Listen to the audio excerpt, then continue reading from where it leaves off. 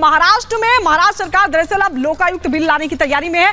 Deputy CM Devendra Fadnavis ने ऐलान किया कि इसी सत्र में महाराष्ट्र में लोकायुक्त बिल लाया जाएगा और बाकायदा जो मंत्री हैं, जो सीएम है, उनको भी लोकायुक्त के दायरे में लाने की बात कही है।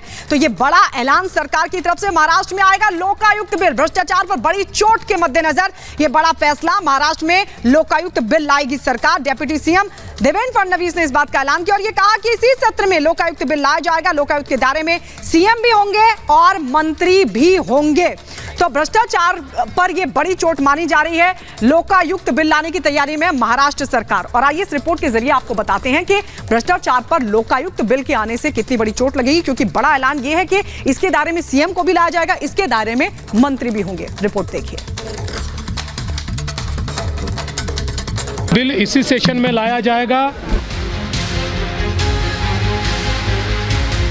हमने माननीय अन्ना हजारे जी की ही कमेटी बनाई थी।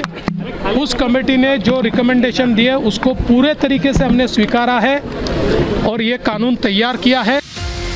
भ्रष्टाचार के खिलाफ अन्ना हजारे का आंदोलन, मांग लोकपाल और लोकायुक्त विधेयक, यूपीए सरकार पर दबाव बना, जिसके बाद साल 2013 में संसद के दोनों सदनों में लोकपाल और लोकायुक्त विधेयक पारित हुआ। इसी को मुद्दा बना दिल्ली में आम आदमी पार्टी सड़क पर उतरी। शीला दीक्षित की सरकार गई, लेकिन कानून का अभी इंतजार है। दिल्ली में भले ही लोग इसका इंतजार कर रहे हों, लेकिन महाराष्ट्र की शिंदे सरकार लोकायुक्त बिल लाने जा रही है। बिल इसी सेशन में लाया जाएगा। सम्माननीय अन्ना हजारे जी ने ये मांग की थी कि जिस प्रकार से केंद्र में लोकपाल विधेयक हुआ है, वैसे ही राज्य में अधिकारिता प्राप्त करने वाला लोकायुक्त का कानून आना चाहिए। हमने माननीय अन्ना हजारे जी की ही कमेटी बनाई थी। उस कमेटी ने जो रिकमेंडेशन दिए उसको पूरे तरीके से हमने स्वीकारा है और ये कानून तैयार किया है। लोकायुक्त बिल को लेकर डिप्टी सीएम देवेंद्र फडणवीस ने जो ऐलान किया है, उसके मुताबिक लोकायुक्त बिल इसी सत्र में आएगा। लोकायुक्त में पूर्व जज समेत 5 लोग होंगे। सीएम, मंत्री लोकायुक्त के दायरे में आएंगे। इस कानून के तहत हाईकोर्ट के चीफ जस्टिस रिटायर्ड ये लोकायुक्त होंगे या सुप्रीम कोर्ट के रिटायर्ड जज होंगे।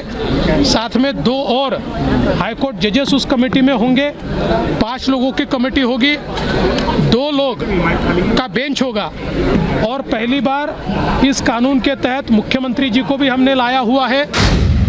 अन्ना हजारे ने उद्धव ठाकरे की सरकार से भी लोकायुक्त कानून लाने की मांग की थी। इसी कानून को लेकर साल 2016 में अन्ना हजारे ने रालेगंज सिद्धि में अनशन किया था। उस वक्त तत्कालीन मुख्यमंत्री देवेंद्र फडणवीस ने अन्ना का अनशन तोड़वाने के लिए अन्ना की सभी शर्तों को मानकर लोकायुक्त कानून बनाने के लिए कमेटी गठित की थी। उसके बाद उद्धव ठाकरे की सरकार सत्ता में आ गई। इससे पहले महाराष्ट्र के लोकायुक्त के कानून में जो एंटी करप्शन का लॉ है, वो लॉ उस कानून के तहत नहीं आता था। उस कानून के अधिकार लोकायुक्त को नहीं थे। अब वो सारे अधिकार ये लोकायुक्त को दिए गए हैं। तो एक पूरे तरीके से अधिकारिता प्राप्त करने वाले लोकायुक्त के इंस्टीट्यूशन का निर्माण महाराष्ट्र में हो रहा है। महाराष्ट्र में भ्रष्टाचार पर लगाम लगाने के लिए शिंदे फडणवीस सरकार का ये बहुत अहम फैसला माना जा रहा है, क्योंकि लोकायुक्त कानून आने के बाद मुख्यमंत्री समेत सभी बड़े पदाधिकारी इसके रडार पर होंगे। Bureau report, Republic Bharat.